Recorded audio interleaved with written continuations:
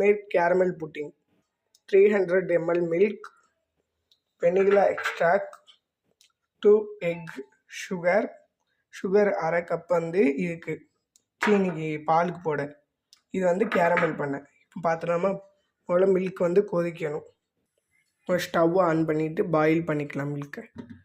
300 ml மில்கை boil பண்ணிக்கலாம்.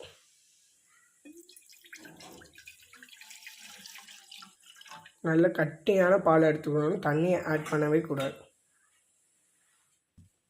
இப்போ நல்லா நல்லா பாயில் ஆகி வந்துட்டு இப்போ ஸ்டவ்வை ஆஃப் பண்ணிவிட்டு ஆற வச்சுக்கலாம் ஃபேன் முன்னாடி.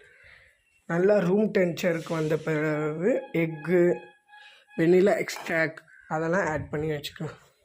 சுகர் இது பீட் பண்ணிகிட்டு இருக்கும் போச்சில் தான் கேரமல் ரெடி ஆகிடும். கேரமெல்லாம் ரெடி பண்ணணும். இப்போ நல்லா ஆற வைக்கணும். இப்போ நல்லா மில்க் ஆற வச்சு எடுத்தாச்சு. இப்போ ஏடுலாம் தங்கியிருக்கும்ல, அதனால வடிகட்டி எடுத்துக்கலாம்.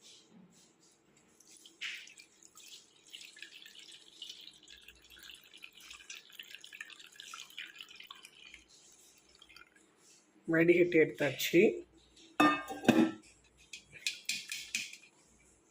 வடிகட்டினதுக்கப்புறம் 2 முட்டையை ஆட் பண்ணிக்கலாம். பார்த்திங்கன்னா முட்டையை ஆட் பண்ண பிறகு 1 நிமிஷத்துக்கு பீட் பண்ணிக்கலாம். பீட் பண்ண என்கிட்ட விஸ்க் இல்லாதனால நான் பீட் பண்ணி எடுத்துக்கிட போகிறேன். 1 நிமிஷத்துக்கு பீட் பண்ணி எடுத்துக்கலாம். நெக்ஸ்ட்டு சுகர் ஆட் பண்ணிக்கலாம். 50 கிராம் சுகர் ஆட் பண்ணிக்கிட்டு ஒரு 2 நிமிஷம் ஒரு 2 செகண்டுக்கு பீட் பண்ணி எடுத்துக்கலாம். நல்லா சுகர் கரைஞ்ச பிறகு கொஞ்சம் ஒரு பிஞ்ச் சால்ட் ஆட் பண்ண பிறகு வெனிலா எக்ஸ்ட்ராக்ட் 1 டேபிள் ஸ்பூன் இதுக்கு நான் அளந்து எடுத்துக்கிறேன். இப்போது பீட் பண்ணிக்கிட்டேன். நல்லா ரெண்டையும் ஆட் பண்ண பிறகு நல்லா பீட் பண்ணி எடுத்துக்கணும். நெக்ஸ்ட்டு கேரமல் பண்ணுறது தான். அடுப்பு நல்லா காயட்டும், அதுக்கப்புறம் கேரமல் பண்ணிக்கலாம். 12 கிராம் சுகரை ஆட் பண்ணிக்கலாம். சிம்லே இருக்கட்டும், நல்லா ப்ரௌன் ஆகி வரணும். தண்ணி எதுவும் சேர்க்க வேண்டாம், நல்லா ப்ரௌன் ஆகி வரும். பார்த்திங்கன்னா நல்லா மெல்ட் ஆக ஆரம்பிச்சுட்டு இன்னும் நல்லா மெல்ட் ஆகி ப்ரௌன் கலரில் வரணும். நல்ல ப்ரௌன் கலரில் வந்த பிறகு நம்ம இறக்கி வச்சுக்கலாம். இப்போ பாருங்கள், நல்லா மெல்ட்டாக ஆரம்பிச்சு பாருங்க, கட்டியாகி இப்படி தான் நல்லா மெல்ட்டாக ஆரம்பிச்சு நல்லா ப்ரௌன் கலரில் வரணும். இந்த மாதிரி ப்ரௌன் கலர் வந்த பிறகு அடுப்பை ஆஃப் பண்ணிடலாம். ரொம்ப இது பண்ண விட்டிங்கன்னா தீஞ்சு போயிடும். அதுக்கப்புறம் ட்ரான்ஸ்ஃபர் பண்ணிக்கலாம். பீங்கானில் ஊற்றி வைக்காதீங்க. தெரியாமல் நான் ஊற்றி வச்சுட்டு பாருங்கள், கிளாஸ் உடஞ்சி போயிட்டு தெரியுதா. பார்த்திங்கன்னா அப்படி கீறிட்டு நல்ல வேலை பார்த்தேன். பட்டர் தடாமல் நான் தெரியாமல் ஊற்றுறதுனால சரி கழுவிடும், அப்படி கழுவுனா தொப்புன்னு வெடிச்சிட்டு. இந்த மாதிரி நீங்களும் பீங்கான் பண்ணாதீங்க.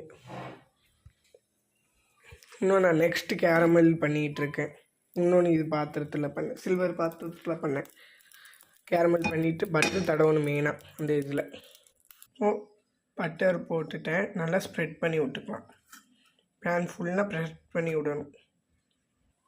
இப்போ நல்லா கேரமல் ரெடி ஆகிட்டு நம்ம சில்வர் பிளேட்டில் பட்டர் தடவி வச்சுருக்கோம், அதில் ட்ரான்ஸ்ஃபர் பண்ணிக்கலாம். நல்லா ப்ரௌன் கலரில் வந்துட்டு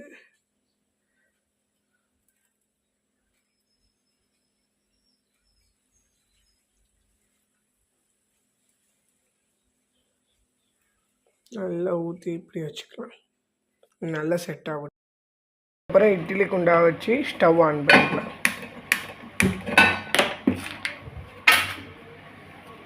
அதுக்கப்புறம் தண்ணி ஊற்றிக்கலாம். இன்னும் கொஞ்சம் தண்ணி ஊற்றிக்கலாம். கலக்கி வச்ச பேட்டரை ஊற்றிக்கலாம்.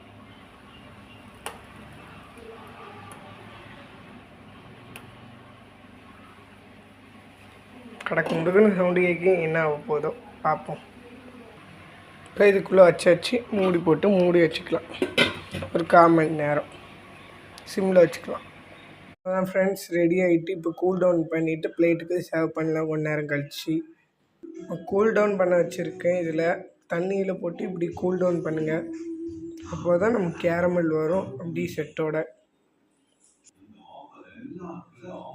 சும்மா சைடில் நல்லா இது பண்ணி விடணும், எடுத்து விட்டுட்டு கமத்திட்டு நான் போடுறேன் வீடியோ. பார்த்தீங்களா எப்படி வந்திருக்கு? நல்லா சூப்பராக வந்திருக்கு. ஆனால் எனக்கு கேரமெல்லாம் லைட்டாக ஒட்டி வந்திருக்கு, வேறு ஒன்றும் இல்லை. வீட்டில் ட்ரை பண்ணி பார்த்துட்டு எப்படி இருக்குது சொல்லுங்கள். சூப்பராக இருக்கு. ஆனால் நான் சாப்பிட்டு பார்த்ததில்ல. ட்ரை பண்ணி பார்த்துட்டு எப்படி இருக்குது சொல்லுங்கள். தேங்க்யூ, பாய். பார்த்தீங்கன்னா நல்ல சூப்பராக வந்துட்டு பாருங்க கேரமல். சரிதா? சூப்பராக இருக்குது. ஆனால் எனக்கு கேரமல் தான் டச் ஆகலை. மற்றபடி சூப்பராக இருக்குது. ட்ரை பண்ணி பாருங்கள்.